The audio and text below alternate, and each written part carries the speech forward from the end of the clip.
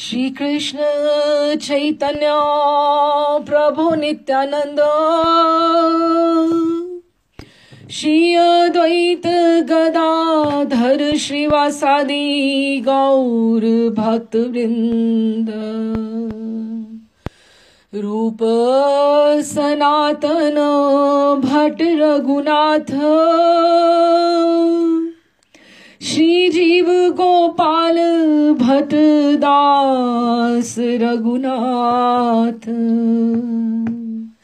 एहि छय गोसाई कौरी चरण वंदन, यहाँ हैते विघ्नाशे अभीष्ट पुरन, अभीष्ट पुरन, अभीष्ट पुरन।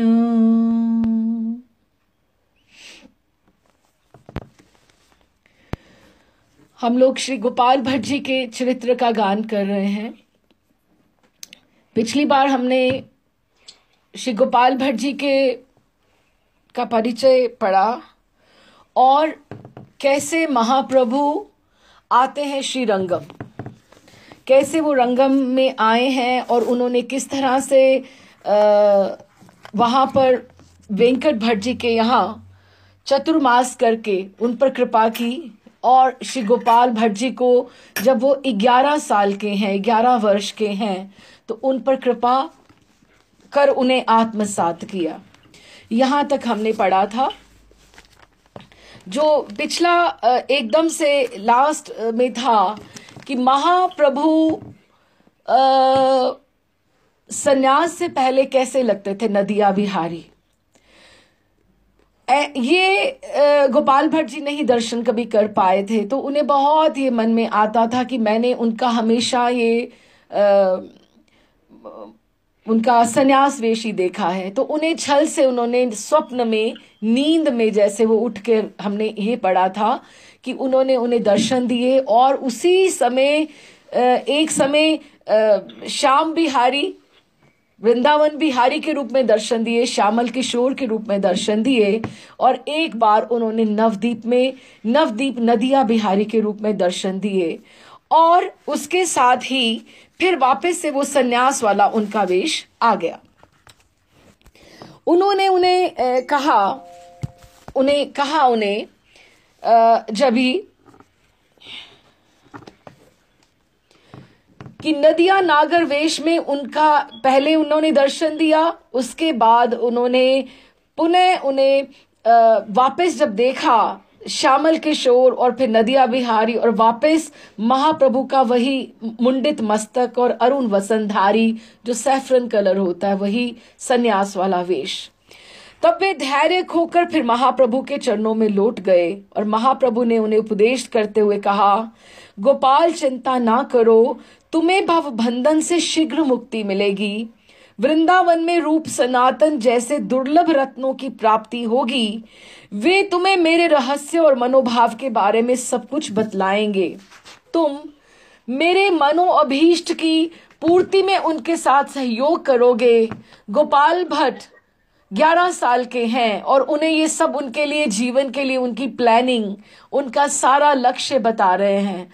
और 11 वर्ष का बच्चे का क्या होता है, और उन्हें महाप्रभु बोल रहे हैं कि तुम्हारे शिष्यों के द्वारा जगत में मेरे प्रेम धर्म का व्यापक प्रचार होगा। इतना कहकर बालक गोपाल को गोद में लेकर अपने नेत्रों के जल से उन्होंने सिक्त किया, और उन्होंने जो कुछ देखा उसे गोपन रखने का आदेश दिया। गोपाल का मन तब कुछ स्थिर हुआ, तो महाप्रभु बोले, ये जो तुम्हारे ऊपर कृपा हुई है गोपाल, तुम उसे समेट के रखना, उसे धारण करना, उसे संभाल के रखना, किसी को बताना नहीं। एति कही गोपालेर करी प्रभु कौले, गोपालेर अंग सिक्त कैले नेत्र जले। कि गोपाल तो कुछ उनको समझ भी नहीं आ रही है, वो तो रोते ही जा रहे हैं। कहिल ए सब कथा राखी ही गोपने, कि गोपन रखना इसको। हौले परमानंद गोपालेरे मने। और महाप्रभु की बातें सुन के उनके मन में बहुत आनंद हो रहा है।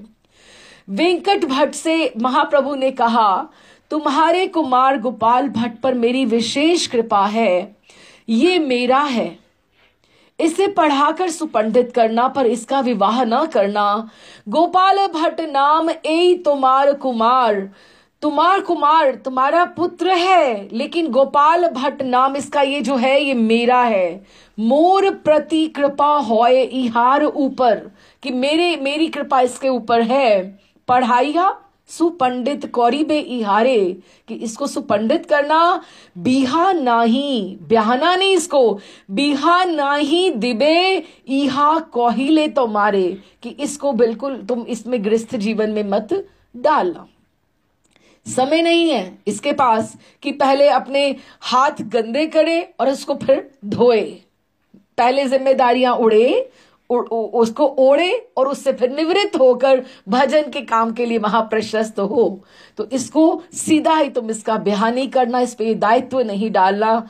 हालांकि जो वृंदावन के राधा रमणीय गोस्वामी हैं उनके लिए प्रथा है कि उनका ब्याह होना बहुत अवश्य है, क्योंकि संतति नहीं होगी तो आगे कैसे राधा रमन जी की सेवा होगी। लेकिन गोपाल भट्ट जी के लिए, हर एक के लिए आज्ञा उनके हिसाब से ठाकुर जी की प्लानिंग से रहती है। महाप्रभु जितने दिन वेंकट भट्ट जी के घर में रहे, उनके साथ कृष्ण कथा रंग का सुख लेते रहे। कि एक जैसे हम उम्र जैसा होता है, कोई थोड़ा बड़ा छोटा, इस तरह से, क्योंकि सारा समय तो वो मंदिर में नहीं रहते थे और सारा समय प्रभु बाहर भी नहीं रहते थे, तो घर में रहेंगे तो उनका इकट्ठे जो है समय भी व्यतीत होता था। तो बहुत उनका जैसे वेंकट भट्ट जी के साथ सख्य भाव हो गया। इसलिए कभी तो गंभीर मुद्रा में उनसे बात करते और कभी हास परिहास भी करते। पारिवारिक जैसे 4 मास रहे तो आप एकदम से सन्यासी कठोर जैसे ऐसे तो नहीं बन के रह सकते, तो कभी हास परिहास भी करते। उनके साथ कृष्ण कथा का कोई ना कोई प्रसंग छेड़ देते और फिर बात करते। अब जो वेंकट भट्ट जी थे वो तो श्रीरंगम में प्रधान अर्चक थे, त्रिमल भट्ट जी और ये भी, और प्रबुद्धानंद सर जो है वो तो उस समय तक वो काशी, क्योंकि ये उल्लेख आता है कि जब महाप्रभु इनके यहाँ ठहरे तब तक वो काशी जा चुके थे, काशी में वो नहीं थे, तो उनका वहां पे उनकी भेंट नहीं हुई। तो वेंकट भट्ट जी लक्ष्मी नारायण के उपासक थे। एक दिन परिहास में महाप्रभु ने उनसे पूछा, अब देखिए हास परिहास में इतनी सुंदर लीला उन्होंने बात कर दी और ब्रिज रस तत्व का बड़ा सुंदर विवेचन कर दिया। उनसे पूछते हैं, भट्ट, ये चैतन्य चरितामृत में लिखा है, भट्ट तुम्हारे लक्ष्मी ठाकुरानी, हाँ, भट्ट तुम्हारे लक्ष्मी ठाकुरानी, कि लक्ष्मी जी जो है भट्ट तुम्हारे लक्ष्मी ठाकुरानी, कांता वक्ष स्थिता पतिव्रता शिरोमणि, अमर ठाकुर कृष्ण गोप गौचारक, साध्वी होया कहने चाहे तोहार संगम। आप समझो तो कितना इसका रस है इस बात में कि भट्ट तुम्हारे लक्ष्मी ठाकुरानी, कि तुम्हारी तो नारायण भगवान और लक्ष्मी जी का तुम पूजा करते हो और तुम्हारी स्वामिनी कौन है? लक्ष्मी जी हैं। और क्या इतनी पतिव्रता है, कांता वक्ष, कि वो अपने पति के, जो लक्ष्मी जी को, तुलसी जी को स्थान मिला है चरणों में और लक्ष्मी जी को स्थान मिला है प्रियतम के हृदय पे, वक्ष स्थल के ऊपर, कि वो वक्ष विलासनी है। ठीक है, तो कांता वक्ष स्थिता, कि वो तो वहां पे उनके हृदय में वास करती नारायण के, और पतिव्रता शिरोमणि, कि वो तो बहुत बड़ी पतिव्रता है, उनके हृदय में तो परपुरुष के बारे में बात भी नहीं आनी चाहिए। और दूसरी पंक्ति में क्या कहते हैं, हमारे ठाकुर, और जो हमारे ठाकुर हैं वो तो बेचारे कृष्ण गोप, वो तो बेचारे श्याम सुंदर गोप चरवाहा, श्याम सुंदर, हाँ, गौचारक, गैया चराने वाले हैं, ना तो उनके पास धन है, ना वैभव है, ना कुछ है। और साध्वी होया, कि वो तो कितनी साध्वी हैं, कहने चाहे तहार संगम। फिर उनके मन में क्यों आता है कि उनको कृष्ण का संगम चाहिए, कि वो कृष्ण से भी भीतर से उनसे प्रेम क्यों करती हैं? बात तो ठीक है, बात तो ठीक है ना कि वो कृष्ण को उनको क्यों चाहती हैं। अर्थात भट्ट तुम्हारी लक्ष्मी ठकुरानी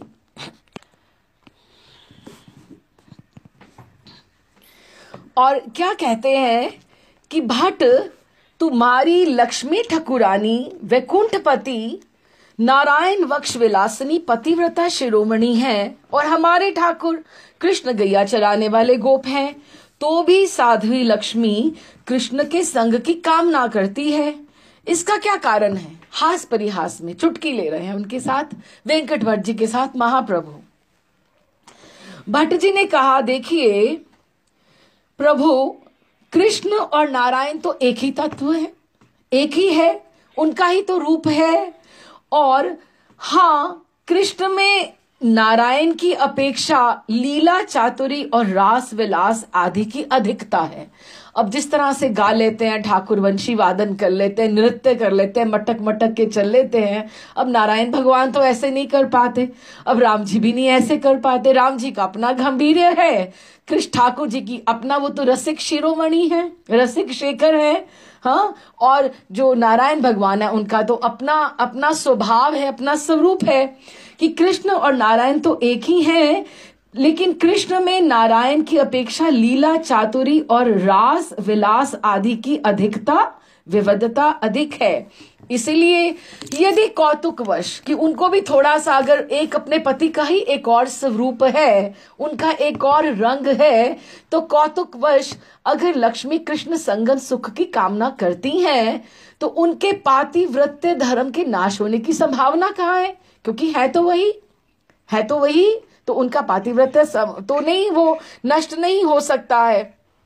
इस तरह से तो महाप्रभु ने कहा, है तो ये बात ठीक, पर कृष्ण को पाने के लिए लक्ष्मी कितना कुछ जप तप और व्रत आदि करती हैं, तो भी उनका संग प्राप्त करने की उनकी अभिलाषा पूर्ण ही नहीं हो पाती है। अभी भी कहा जाता है कि बेलवन में, वृंदावन के बाहर, यमुना जी के इधर वाली साइड पर परली पार, जिसको परली पार कहते हैं, आप देखो वृंदावन ब्रिजवासी जो हैं बहुत बार बेलवन जाते हैं। शायद गुरुवार या बुधवार को, मामा को पता होगा कि वहां पर मेला लगता है। ब्रिजवासी जिनको धन की अपेक्षा रहती, वो बेलवन में वहां पर उनकी उपासना करने जाते हैं, वहां पर कि हमें थोड़ा धन चाहिए या जिस तरह से भी, और वो स्वयं वहां पर बेलवन में क्या कर रही हैं? तपस्या कर रही हैं। किस बात के लिए? कि मुझे ठाकुर जी का संग प्राप्ति हो। ये तो ठीक है। और शास्त्र कहते हैं कि श्रुतियों ने भी, जो श्रुतियां हैं, उन्होंने, रिद्धियों सिद्धियों ने भी तप करके कृष्ण को पा लिया, लेकिन लक्ष्मी जी आज तक ना पा सकी। लक्ष्मी जी कैसे अभी तक पा नहीं सकी? इसका क्या कारण है? कि करना तो चाहती हैं वो संगम, उनके साथ उनका संग करना चाहती हैं, लेकिन पा भी तो सके, वो उसमें उनको सफल भी हुई कि नहीं हुई? भट्ट जी ने कहा, हाँ प्रभु, लेकिन यहां मेरी बुद्धि काम नहीं करती। मेरी शुद्र बुद्धि कृष्ण की कोटि समुद्र गंभीर लीला को कैसे समझ सकती है? आप तो स्वयं श्री कृष्ण हैं। अपनी लीला के मर्म को जिसे जताएं समझाएं वही जान सकता है। तो महाप्रभु इसके ऊपर कुछ हंसकर बोले, हंसते हुए बात करने लगे, अच्छा तो सुनो।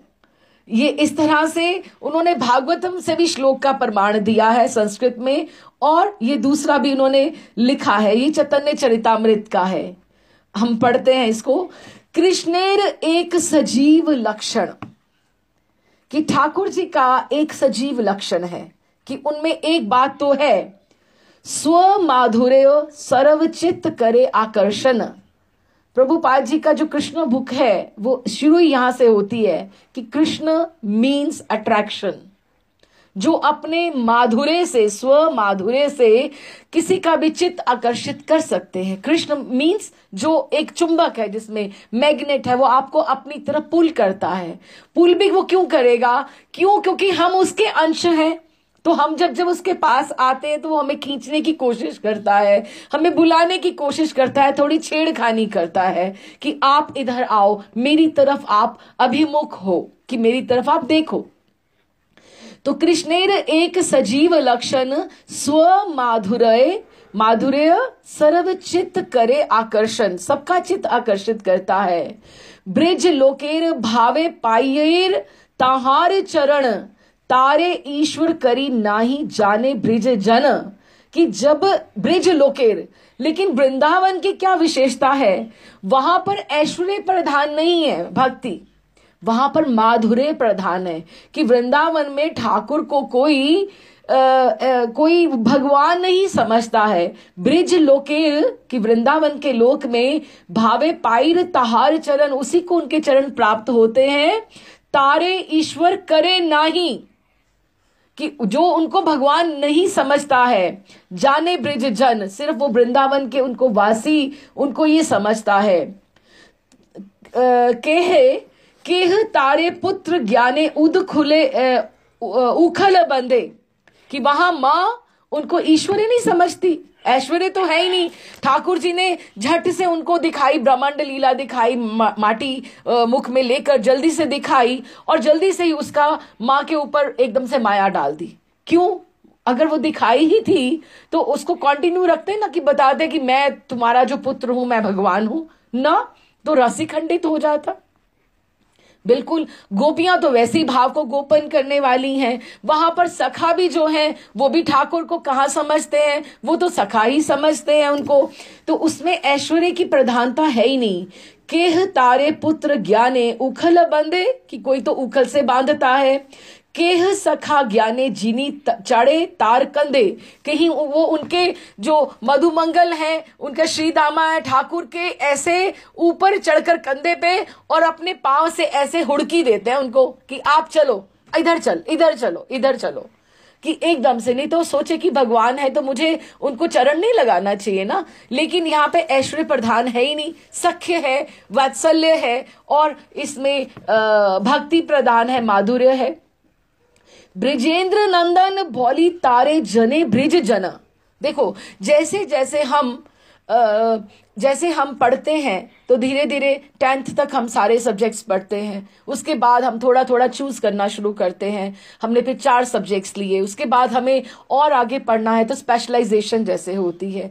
इस तरह से जब भी हम एक भक्ति में एक तरफ से हम प्रवृत्त होते हैं तो हमें धीरे धीरे धीरे धीरे अपने फोकस को, अपने आप को बिल्कुल लिमिटेड कर लेना चाहिए, क्योंकि एक ही सांप्रदाय में, एक ही में इतना रस है कि उसका अवगाहन करने के लिए हमने अभी तक ही जितने ग्रंथों के नाम पढ़े हैं, आपको लगता है हम पढ़ सकते हैं? बिल्कुल नहीं, इतना समय ही कहाँ है, जिंदगी का क्या भरोसा है। उसी को अच्छे से कर पाए, ये भी बहुत बड़ी बात है। तो महाराज श्री बहुत अच्छा कहते देखो, एक है देवकी वासुदेव और एक है यशोदा नंद बाबा। तो हमारे जो ठाकुर हैं, हमें सोच लेना चाहिए स्पेसिफिकली कि हमारे इष्ट कौन है। आप वसुदेव नंदन से प्रेम करते हैं या नंद नंदन से करते हैं? हमारे ठाकुर जो है वो वृंदावन वाले हैं। अब देखो, एक पुष्टि मार्गीय भी हैं, अब एक द्वारिकाधीश भी हैं, एक और कोई और भी हम लगाएं। ठाकुर जी कितने कितने सांप्रदाय हैं, कितना नाम हम अगर लें तो। लेकिन हमें अगर वृंदावन का जो परिक्रमा मार्ग है, परिक्रमा मार्ग से अगर उधर वाली छटिकरा वाली साइड पर अगर साक्षात कृष्ण भी अगर खड़े हो, वासुदेव नंदन खड़े हो और आपको बुलाते हो कि मैं आ गया, आ जाओ, तो आप उधर से मुंह फेर लेना। क्यों? क्योंकि हमें तुम नहीं चाहिए, क्योंकि हम किसके उपासक हैं, हमारा फोकस किधर है, हमारी स्पेशलाइजेशन किधर है। हम वृंदावन विहारी को प्रेम करते हैं, हम उसको नहीं प्रेम करते, और आगे जाकर वो वृंदावन विहारी को भी प्रेम नहीं करते, हम प्रिया जी को प्रेम करते हैं। आगे आगे धीरे धीरे धीरे धीरे हमारी भी तो प्रोग्रेस होनी चाहिए ना, हमारा भी तो आगे आगे बढ़ना चाहिए ना। तो वो क्या कह रहे हैं कि ब्रिजेंद्र नंदन, इसमें वसुदेव नंदन या देवकी नंदन की बात ही नहीं है कोई भी। मथुरा की जो लीलाएं हैं, द्वारिका की लीलाएं हैं, कोई तत्व पीठ है, कोई कर्म पीठ है, कोई योग पीठ है, अलग अलग से पीठ है। ठाकुर जी की कोई कोई कर्म भूमि है जहां पे वो जाकर वो करते हैं, वो उनका अलग अलग स्वरूप है। तो ब्रिजेंद्र नंदन बोली तारे जने ब्रिज जन, ऐश्वर्य ज्ञान नाही कौन संबंध मानन, कि ऐश्वर्य से उनका कोई संबंध नहीं है। ब्रिज लोकेर भावे जय करे भजन, जो वृंदावन के भाव से ठाकुर जी को भजता है, प्रिया जी का आश्रय लेकर भजता है, या माँ यशोदा के आश्रय से, या सख्य भाव से श्रीधाम मधुमंगल के आश्रय से उनको भजता है, सेई ब्रिजे पाए शुद्ध ब्रिजेंद्र नंदन, उसी को ही वृंदावन में ठाकुर की प्राप्ति होती है। स्पेशलाइजेशन हो गई ना। हमने सोच लिया ना कि आप अपने ठाकुर जी को मुकुट धारण कराते हो तो थोड़ा थोड़ा उनमें मथुरा का भाव आ गया, अगर पगड़ी धारण कराते हो तो गोपवेश है।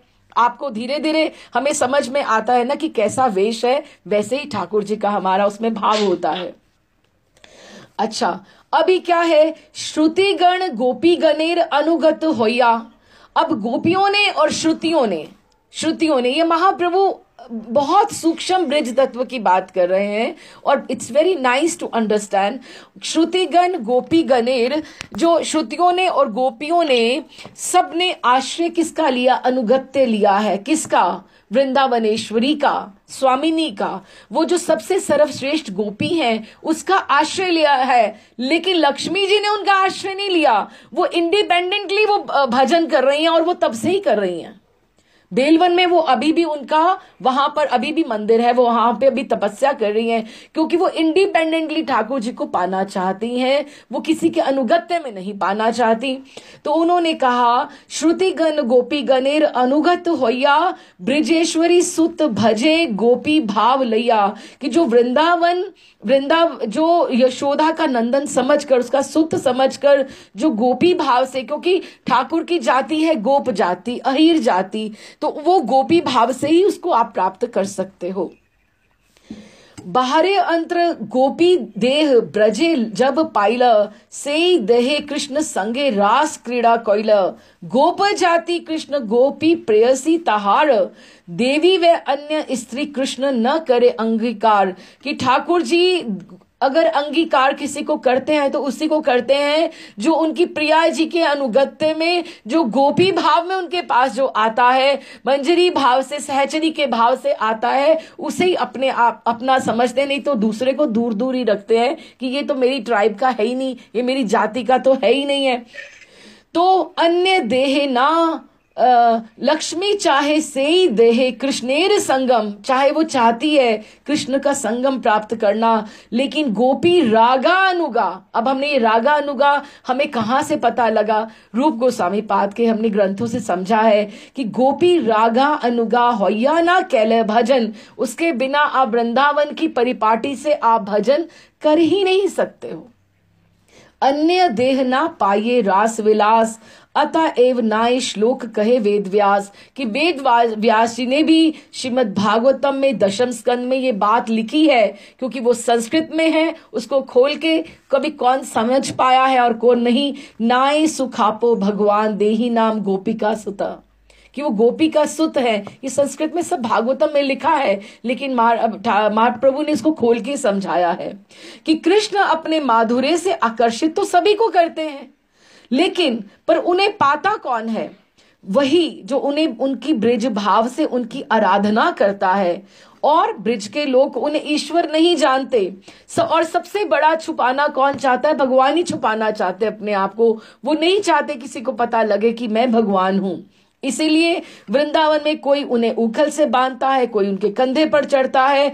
ब्रिज में सब कृष्ण को ब्रिजेंद्र नंदन के रूप में जानते हैं, अनादि अजन्मा भगवान के रूप में नहीं है। जब भी ठाकुर जी गोवर्धन उठाकर आए हैं तो आकर माँ उनका हाथ दबा रही हैं कि उनका कुछ ऐसे, देखो कितनी उंगली उसकी दुख गई होगी बेचारे, उन्होंने मेरे लाला का कितना मलूक सा है, कितना मासूम है, उसकी अंगुली दुख गई होगी। पीछे से सखा आ गए और वो सखा बोल रहे हैं, अरे आपकी माँ आपके लाला ने कहाँ उठाया है, ये तो हमने सबने लाठियां लगाई थी, ये इसका नहीं तो क्या सामर्थ्य था कि ये उठा पाता, ये तो हमने लाठियां लगाई थी। भगवान उनको कौन समझता है, कोई समझता है उनको? और प्रिया जी और ललिता जी और सारी की सारी हंसने लग पड़ी, अरे आप लोगों ने कहाँ उठाया? ये तो हमारी प्रिया जी के इशारे से इंगित होकर वो तो ऊपर हवा में ही लहरा रहा था। वो इमली के पत्ते के जैसे इतना हल्का होकर गोवर्धन हिला रहा था। हमारी प्रिया जी के निकुंज में रोज ये नखरे उठाता है, तो गोवर्धन इनके सामने क्या है? कौन उनको ईश्वर समझता है? एक दिन श्री दामा जी को पुंडरीक महाराज जी बहुत सुंदर लीला का गान करते हैं कि एक दिन उन्होंने बोल दिया कि आज दाऊ जी नहीं जा रहे हैं वन में, तो श्री दामा तुम जरा ध्यान रखना कि माँ ने बोला कि ये क्या क्या करता है, बहुत इसको कुछ ना कुछ ही गड़बड़ ना करे। तो जब वृंदावन में जब वनों में गैयाचारण के लिए गए तो वहां तो दावा नल जब लगी, वन में जब आग लगी, तो उन्होंने तो उन्होंने कहा आंखें सब बंद कर लो, तो वो उसको तो आज्ञा थी। श्री दामा ने तो ऐसे आंखें उन्होंने थोड़ी सी अपनी भीतर से खोली और देखा, ओ ये तो कान्हा तो ये सारी अग्नि पी रहा है। तो जब ही अग्नि पी ली और आकर उनको कहते कान्हा मुख खोल, क्या हुआ? फिर फूंक मारने लगे उसको कि तुम्हारा तो मुख जल गया होगा ना। क्यों? क्योंकि तुमने तो अग्नि का पान किया। अब उनसे पूछो, जो अग्नि का पान कर सकता है उसके कहाँ उसको ये लगेगा सब, उसको तो कितना उसको पहले ही शीतलता है। और माँ को आकर उन्हें बताया कि माँ, कान्हा ने ऐसे वन में अग्नि तो लगी थी, लेकिन मैंने जब वो बाहर आया था ना, इसने पी ली थी, लेकिन मैंने फूंक मार दी। अब तुम्हें देख लो, तुम मुख खोल के अगर तुम्हें लगता है तो तुम भी फूंक मार दो उसको, और वो अंदर शीतलता उनको हो जाएगी। अब इनको भगवान कौन समझे? इनको ऐश्वर्य की बात कौन करेगा? उनको अनादि अजन्मा नहीं समझा जाता, तभी वे उनसे पति पुत्र सखा आदि का संबंध रखते हैं। यदि वे उन्हें ईश्वर रूप में जानते तो ये कदापि संभव ना होता। ऐश्वर्य ज्ञान, वो जब भी हम किसी को बड़ा समझ लेते हैं, वो जो उसका ऐश्वर्य ज्ञान होता है उसमें प्रीति नहीं हो सकती। जी जैसे आप कहो, उसमें अपनापन कहाँ होता है? वो मधुर संबंध में बाधक हो जाता है, वो बीच में अपने आप को बांध लेता है। इसलिए ब्रजेंद्र नंदन को प्राप्त करने के लिए ब्रिज के लोगों को ऐश्वर्य ज्ञान शून्य भाव से वो उनका भजन करते हैं, इसीलिए वो ठाकुर को पा सके हैं। इसलिए भागवतम में भी इसका श्री व्यासदेव जी ने श्लोक लिखा है। इस तरह से भगवान ने ही अपने ही आत्मभूत ब्रह्मा, शिव और लक्ष्मी आदि तक को भी प्राप्त नहीं हो सकते। भगवान शिव को वो प्राप्त हुए हैं क्योंकि उन्होंने गोपेश्वर रूप धारण किया है, गोपी का रूप धारण किया है। लेकिन एक और बात है, रास लीला में भी भगवान शिव ये नहीं भूल पाते हैं कि मैं शिव हूं। ब्रह्मा जी, नारद और लक्ष्मी जी ने अपने आप को, तुम जब तक भूलोगे नहीं, आप दूसरे वाले गोपी के रूप में अपने आप को कैसे आप स्थित कर पाओगे? तो वो लक्ष्मी आदि तक उनको प्राप्त नहीं कर पाए। श्रुतियों ने गोपियों के अनुगत्य में गोपी भाव से ब्रजेश्वरी सुत श्री कृष्ण का भजन किया और उन्हें वृंदावन में गोपी देह की प्राप्ति हुई। कोई गोपियां ऐसे ही नहीं है, उधर से हम कहते हैं कि दंडकारण्य के ऋषि हैं, राम जी के अवतार में त्रेता के, और ये श्रुतियां, रिद्धियां, सिद्धियां, ये भजन करके इन्होंने गोपी की देह को प्राप्त करके ठाकुर का संग प्राप्त करने के लिए आई हैं कृष्ण की, और उन्होंने उसी देह से श्री कृष्ण के साथ रास विलास किया है। वो कोई देवी या अन्य किसी स्त्री को अंगीकार नहीं करते हैं, वो केवल उनको जो गोपी भाव से जो भजता है उसी को वो अंगीकार करते हैं। और लक्ष्मी ने अपनी उसी देह से श्री कृष्ण के संग की कामना की, गोपियों का अनुगत्य स्वीकार ना करके रागानुगा भाव से उनका भजन नहीं किया, इसलिए उन्हें श्री कृष्ण की प्राप्ति नहीं हुई। गोपी देह छोड़कर और किसी देह से श्री कृष्ण को प्राप्त कर उसके साथ रास विलास करना संभव नहीं है। ये ब्रज तत्व है जो महाप्रभु ने उनको समझाया। वेंकट भट्ट जी का विश्वास था कि नारायण सब स्वयं भगवान है। अब ये भी एक बहुत सूक्ष्म बात है, बहुत बार ग्रंथों में जिनको नहीं पता है, आजकल के प्रेजेंट आप लिखा जाता है 10 इनकारनेशन ऑफ विष्णु लिखा जाता है, और उसमें से राम जी को और कृष्ण को भी आखिर में गिना जाता है। 10 इनकारनेशंस ऑफ विष्णु, भगवान विष्णु के 10 अवतार। अब भगवान के विष्णु का अंश ठाकुर जी नहीं है। ठाकुर जी जो है भगवान कृष्ण परम ईश्वर है, सच्चिदानंद विग्रह, वो सब कारणों के कारण हैं। उनसे उनकी विष्णु भगवान एक्सपेंशन है। अगर चैतन्य चरितामृत का पहला अध्याय इसमें है कि उनके एक्सपेंशन से ही उनका आगे जो एक्सटेंडेड है, उनका आगे जो विस्तार है, शेषशाही है, समुद्रशाही है, नारायण भगवान है, अलग अलग से उनके विष्णु भगवान के भी 4 तरह के विष्णु भगवान उन्होंने गिनाए हैं इस तरह से। तो कहने का अर्थ ये कि वेंकट भट्ट जी को विश्वास था कि नारायण स्वयं भगवान है और उनका भजन ही सर्वश्रेष्ठ भजन है। उनके इस भ्रम को दूर करना ही महाप्रभु के इस परिहास का उद्देश्य था और उन्होंने हंसी हंसी में ये सारी बात कर दी। और उन्होंने कहा, उन्होंने श्री कृष्ण और नारायण के तत्व को एकदम से विस्तार से यूं समझाकर आगे कहा, भट्ट तुम इसमें तनिक भी संशय ना करना कि स्वयं भगवान नारायण नहीं श्री कृष्ण है। फिर भी उनका मन रखने के लिए उनको बोल रहे हैं कि कृष्ण ही नारायण है। अभी तुम इसमें संशय मत करना। पर एक बात है, ये अब बात पॉइंट आया, जो नारायण है वो श्री कृष्ण की विलास मूर्ति है। श्री कृष्ण की विलास मूर्ति है कि श्री कृष्ण की वही बात है, दूध से दही जम गया, दही से दूध कैसे आप बनाओगे। और नारायण श्री कृष्ण की विलास मूर्ति है, इसीलिए श्री कृष्ण तो लक्ष्मी जी का मन हर लेते हैं। पर कभी देखा है कि नारायण भगवान ने भी गोपियों का मन हरा हो, राधा रानी का कभी मन हरा हो? अगर ऐसा है तो वाइस वर्सा भी तो होना चाहिए ना, उधर से भी तो आना चाहिए। तो उन्होंने क्या कहा, नारायण की कौन कहे, स्वयं श्री कृष्ण, नारायण तो दूर रहे कि वो उनका गोपियों का मन हर सकते हैं। एक बार क्या महर्षि बताते हैं कि एक बार क्या हुआ, ये सब सखियां आपस में श्रृंगार कर रही हैं और बात कर रही हैं और ठाकुर जी उनको झरोखे में से और उसमें से पेड़ों के झुरमुट में से देख रहे हैं कि क्या क्या हो रहा है, ये कैसे ये लीला कर रही है, कैसे ये कर रही है, कैसे मैं भी ये सीखूंगा, ये सब कुछ सीखूंगा। तो उनको एकदम से पकड़े गए, ललिता जी को दिख गया कि ये तो यहाँ पे तो कोई है। तो वो जैसे वो गई तो ठाकुर जी को तो समझ नहीं आया, अरे क्या करूं, मेरे पास तो कोई वस्त्र नहीं है, कोई ओढ़नी नहीं है, मैं कहां से क्या ले आऊं कि मैं अपने आप को छिपा लूं, ये तो मुझे पकड़ लेंगी, बंदी बना लेंगी, मुझे नारी बना देंगी। उनको तो पहले यही डर लगता कि मुझे स्त्री बना देंगी, गोपी बना देंगी। हाँ, तो फिर उन्होंने क्या कहा, एकदम से उनको ध्यान आया कि मैं तो चतुर्भुज नारायण का रूप धारण कर लेता हूं। अभी बुझाएं तो भीतर से निकलनी है, बुझाओं के लिए तो कहीं जाना नहीं है। तो वो एकदम से चतुर्भुज नारायण का रूप उन्होंने धारण कर लिया वहां से।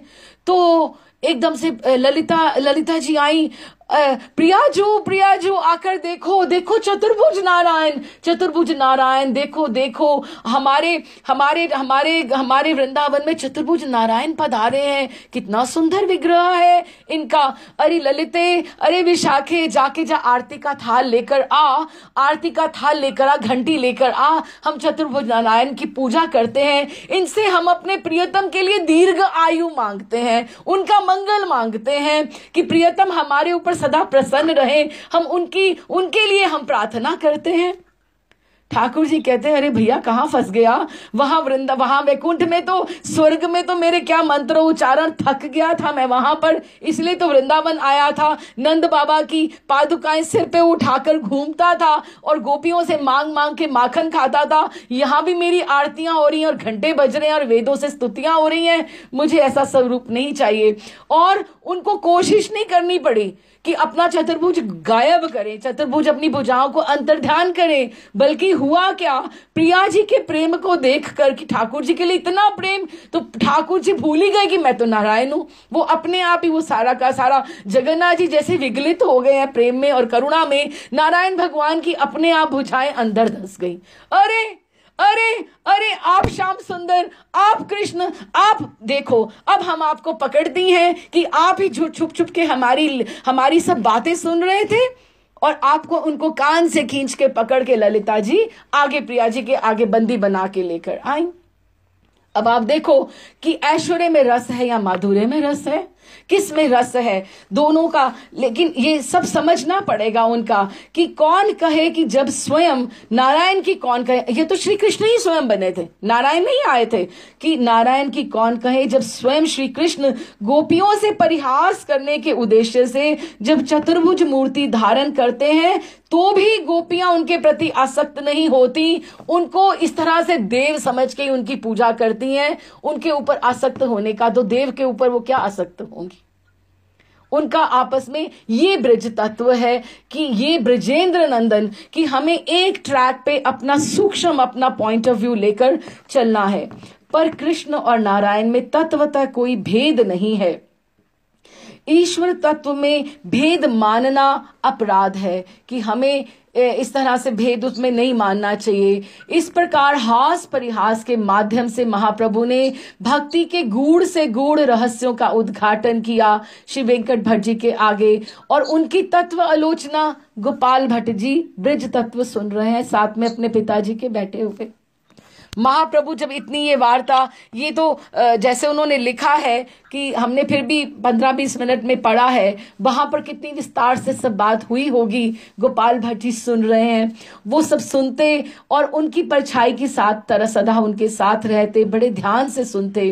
बाल्यावस्था में ही उन्हें स्वयं महाप्रभु के मुख से जो उपदेश मिला, जो अवकाश मिला, वही उनका भक्ति का संस्कार जो पहले ही प्रबल था वो और दृढ़ हो गया। भट्ट परिवार के घर में श्री चैतन्य महाप्रभु का वो चतुर्मास गोपाल भट्ट जी के लिए, उनके लिए गोल्डन पीरियड, जैसे स्वर्णिम काल हो, उनका एकदम से 4 मास ऐसे एकदम से। उस समय गोपाल भट्ट सहित उस परिवार के सभी सुख पूरे संसार को भूले हुए थे, कोई और काम नहीं उन्हें सोचता था, बस महाप्रभु उनके साथ बैठना, उनके को भिक्षा करवानी, उनको कावेरी स्नान, उनका श्रीरंगम में संकीर्तन। 4 मास एकदम से आनंद में थे। महाप्रभु के चरण कमल मकरंद का पान कर एकदम उन्मत्त हो गए थे सब, और एक ऐसे आनंद के अगाध समुद्र में संतरण कर रहे थे, डुबकी लगा रहे थे, जिसमें से वो कोई बाहर नहीं निकलना चाहता था। और धीरे धीरे सबके मन में आता है, ये मिलन में विरह होता है कि जब आपको लगता है कि चतुर्मास के कितने महीने बीत गए और कितने रह गए, तो उस मिलन में भी उनको विरह का आभास होना शुरू हो जाता था कि चतुर्मास होते तो महाप्रभु हमारे पास नहीं रहेंगे, तो वो चले जाएंगे। तो वो जब विचार आता कि महाप्रभु तो उनसे विदा हो जाएंगे, तब उनकी अंतर्वेदना का छोर ना रहता। वे ये सोच कर अधीर होते रहते कि फिर वो कैसे रहेंगे, वो कैसे उनकी दिनचर्या होगी महाप्रभु के बिना, वो कैसे जीवन यापन करेंगे, उनके चले जाने पर उन्हें कौन कृष्ण कथा सुनाएगा, कौन उन्हें कावेरी के स्नान को लेके जाएगा। गोपाल भट्ट जी ऐसे सोचते।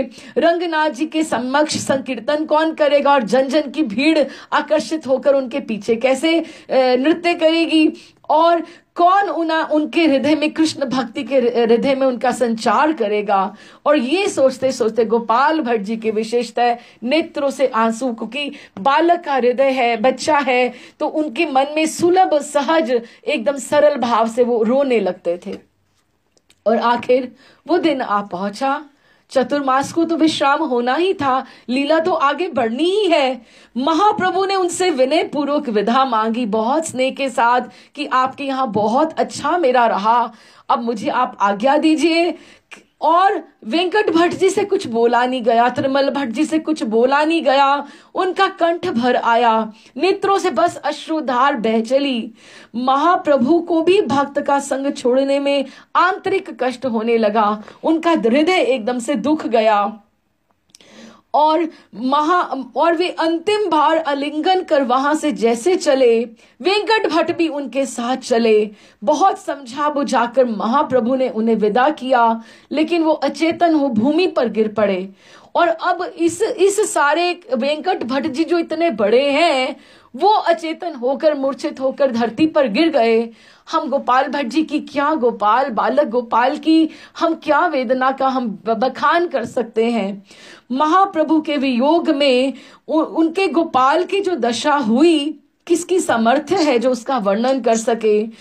और क्या कहा है चैतन्य चरितामृत में, गोपाल होइला जैसे प्राणनाथ बिने, कि गोपाल की जो स्थिति प्राणनाथ के बिना हुई, हाँ, तो के वर्णिते पारे जे देखिले सही जाने, कि क्या वर्णिते पारे, कि हम उसे शब्दों में कैसे लिखें, क्या वर्णिते पारे, कौन वर्णन करे, जे देखिले सही जाने, कि जो जिसने जिसने वो दृश्य देखा, अनुभूत किया, वही जान सकता है कि गोपाल के मन में कैसे वेदना हुई। और चैतन्य महाप्रभु भी उस बालक को कितना स्नेह दुलार के बाद, आलिंगन करने के बाद जब वो वहां से गए, और उन्हें क्या, महाप्रभु भी कितना रोए होंगे। विदा होते समय महाप्रभु ने गोपाल भट्ट को आलिंगन करके कहा, चिंता ना करना, तुम्हारी मनोवांछा शीघ्र पूर्ण होगी। और वो इस तरह से उन्हें वृंदावन का, महाप्रभु का आशीर्वाद उनको हमेशा ये जानते रहे कि उनका ये आशीर्वाद है मुझे। लेकिन जाते जाते वो उनको कहते रहे महाप्रभु उनको, अब आप देखो स्थिति देखो, एक तरफ महाप्रभु हैं, हम इमेजिन करें, हम सोच के देखें उस श्रीरंगम में उनके वेंकट भट्ट जी के घर के बाहर के दृश्य को।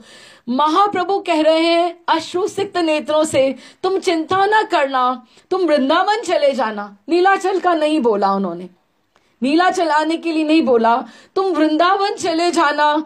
हाँ, और गोपाल उनको क्या बोल रहे हैं, गोपाल की जो मन की भावना है एक ही वाक्य के ऊपर अटकी है, प्रभु आप मुझे वापस पुनः कब मिलोगे, मुझे वृंदावन नहीं चाहिए, मुझे आप चाहिए। वो एक ही बात दोहरा रहे हैं। और प्रभु आपके बालक हृदय है, उनको ये सब बातें समझ नहीं आ रही कि मुझे वृंदावन जाना है, वहां जाकर ये करना है, ये सब कार्यभार मुझे उसके लिए आदेश दे रहे हैं। वो एक ही बात उनको कह रहे हैं कि प्रभु आप मुझे वापस पुनः कब मिलोगे। और महाप्रभु उनको अश्रुसिक्त नेत्रों से उनके सिर पर हाथ रखकर उनको कुछ कह नहीं पा रहे, लेकिन मन से आशीर्वाद दे रहे हैं कि तुम्हारी गोद में मैं राधा रमन बनकर मैं खेलूंगा, जैसे मैंने आज तुम्हें दुलराया है तुम मुझे दुलराना वहां तब। उनके ऐसे अश्रु का आदान प्रदान, उसका जवाब यही था कि जब गोपाल ने ये बोला कि प्रभु आप मुझे कब मिलोगे, ये यातना तो उसी दिन महाप्रभु के जाने के तुरंत बाद शुरू हो गई, जो राधा रमन जी की प्राप्ति के ऊपर उनको ये महाप्रभु की प्राप्ति हुई। ये यातना वो एक दिन की नहीं थी, एक बरस की नहीं थी, एक मास की नहीं थी, ये उसी दिन से ये यातना शुरू हो गई थी जब उन्होंने कहा प्रभु आप पुनः मुझे कब मिलोगे। और उन्होंने कहा तुम्हारी गोद में बैठकर मैं राधा रमन बनकर मैं खेलूंगा, मैं तब मुझे तुम दुलराना और मुझे अब मेरे ऊपर तुम स्नेह लुटाना जैसे मैंने तुम्हारे ऊपर स्नेह लुटाया है। विदा होते हुए महाप्रभु ने गोपाल भट्ट को आलिंगन करके कहा चिंता ना करना, तुम्हारी मनोवांछा पूर्ण होगी, मैं मिलूंगा बोल के गए थे प्रभु।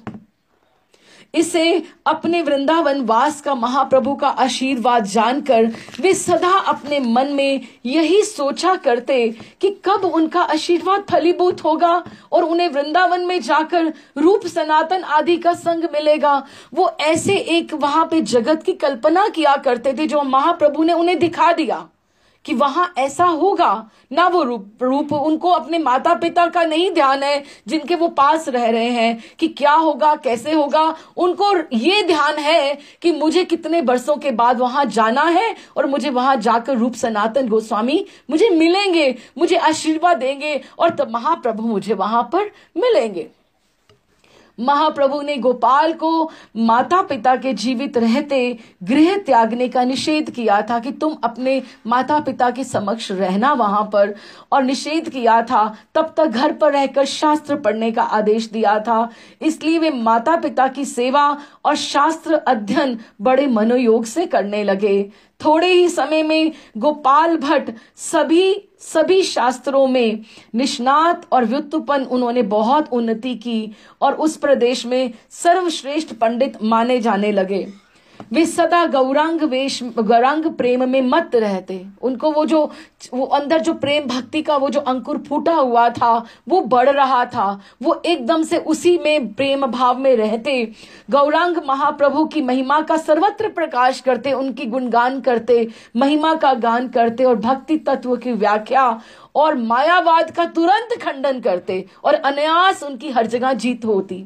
और ये प्रकाशानंद जी वहां बैठे सब सुन रहे थे काशी में कि मेरा जो पुत्र है, भाई का पुत्र है, वो तो भक्ति के रास्ते पे चल पड़ा है और वो मायावाद का खंडन कर रहा है। हमने पढ़ा पीछे प्रकाशानंद सरस्वती पाद के चरित्र में, लोग गोपाल भट्ट जी की पांडित्य को देखकर दांतों तले उंगली दबा देते, सोचने लगते कि उन्होंने इतने अल्प समय में, इतनी छोटी उम्र में ये विद्या कहां से प्राप्त कर ली।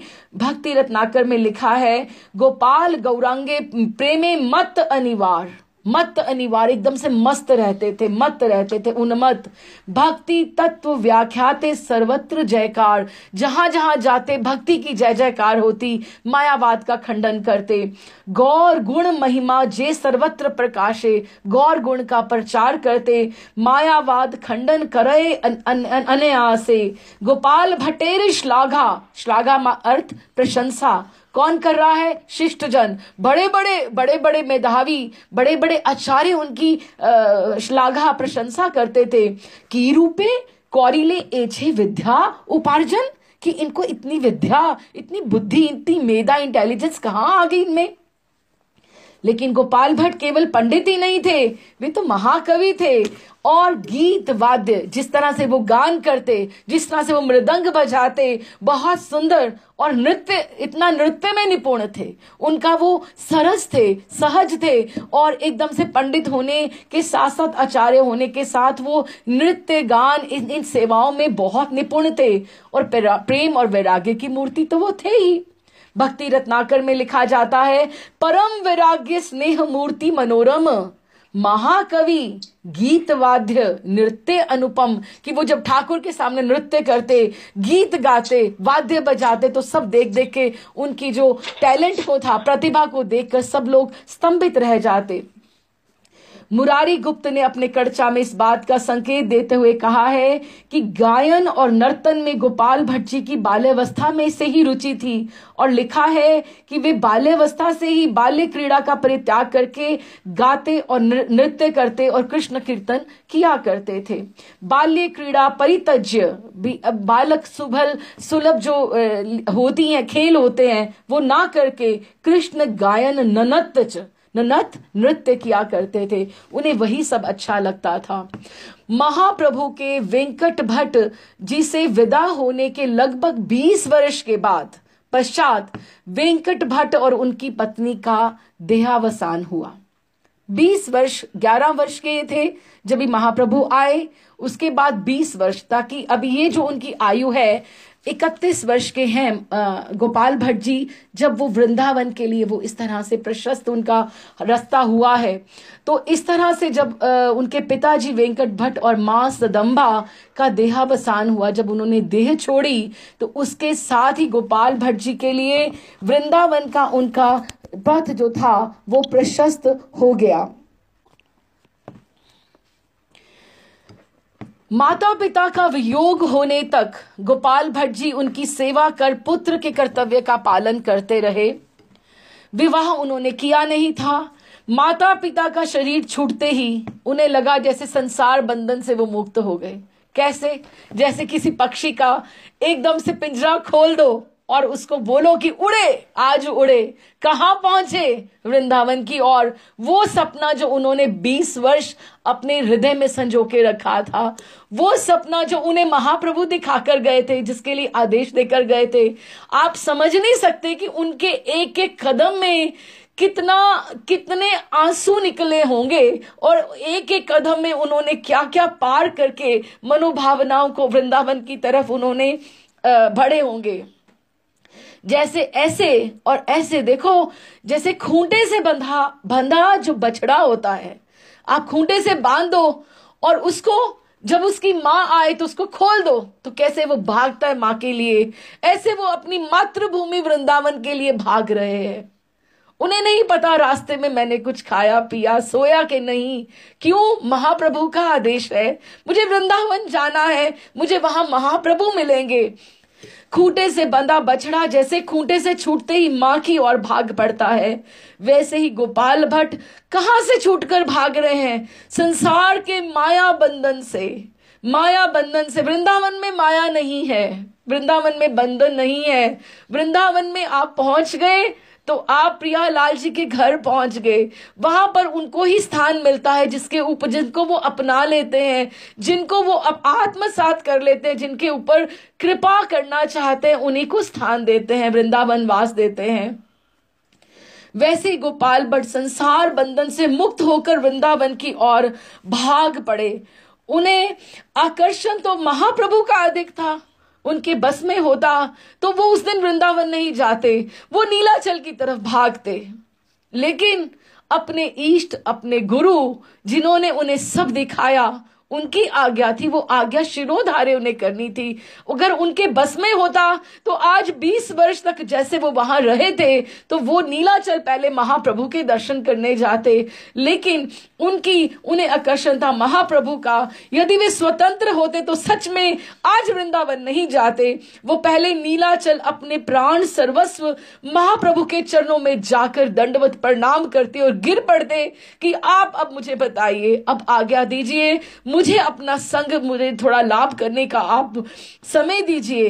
पर महाप्रभु की आज्ञा थी, माता पिता की देह के त्यागने के पश्चात गोपाल तुम वृंदावन चले जाना।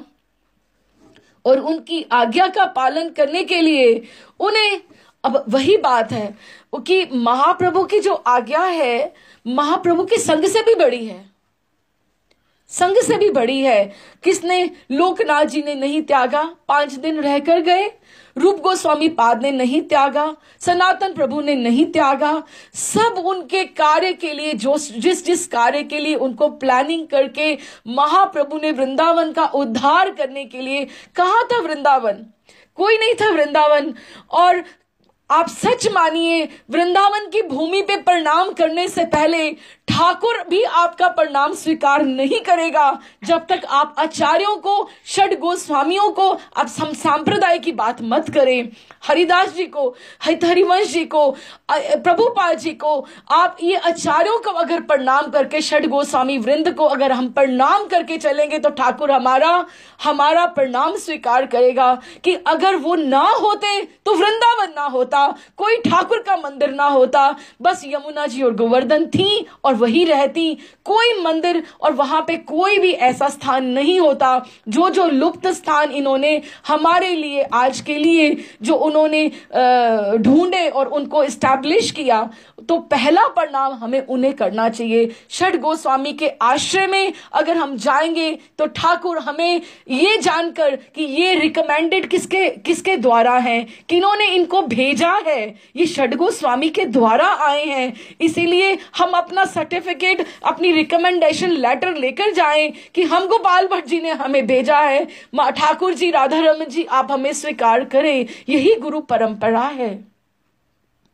तो पहला उनको प्रणाम करते हुए हम चलें। तो इस तरह से उनकी आज्ञा का पालन करने के लिए उन्हें उनके संग सुख का भी त्यागना पड़ा। और गोपाल भट्ट जी के इस तरह से वो पितृव्यय, जो प्रबुद्ध भट्ट, प्रबोधानंद सरस्वती पाद हैं, वो तो पहले ही उनकी राह जो रहे हैं, वहां पर बैठे हैं। और इस तरह से हम अगली सिटिंग में पढ़ते हैं कि कैसे उन्हें प्रबोधानंद जी किस तरह से उन्हें गोपाल भट्ट जी का वृंदावन से के लिए वो निकल पड़े हैं। तो हम वो कैसे वहां पहुंचे और कैसे वो उन्हें रिसीव करते हैं और आगे कैसे वृंदावन की लीला आगे चलेगी, तो इसका फिर हम चिंतन करते हैं। आज हमने ब्रज तत्व और ठाकुर जी का ऐश्वर्य स्वरूप और माधुर्य स्वरूप, क्योंकि हमें उसको बहुत फोकस करके आगे चलना है। अब श्री रंगम की जो लीला थी उसको यहाँ विश्राम करके हमें वृंदावन पे ब्रज तत्व की तरफ बढ़ना है। तो उसकी भूमिका ये बांधते हुए फिर हम आगे बढ़ेंगे। बोल श्री चैतन्य महाप्रभु की जय, श्री गोपाल भट्ट गोस्वामी जी की जय, बोल श्री वृंदावन धाम की जय।